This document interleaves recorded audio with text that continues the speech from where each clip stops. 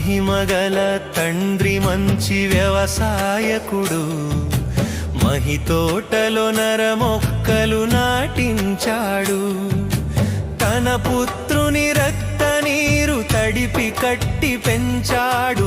తన పుత్రుని రక్త నీరు తడిపి కట్టి పెంచాడు. తన పరిశుద్ధాత్మను కాపుగా ఉంచాడు. తన పరిశుద్ధాత్మను కాపుగా ఉంచాడు. కాయవే తోట, కమ్మని కాయలు పండవే చెట్ట, తీయని ఫలములు. కాయవే తోట, కమ్మని కాయలు పండవే చెట్ట, తీయని ఫలములు. నీతి పూత జాతిక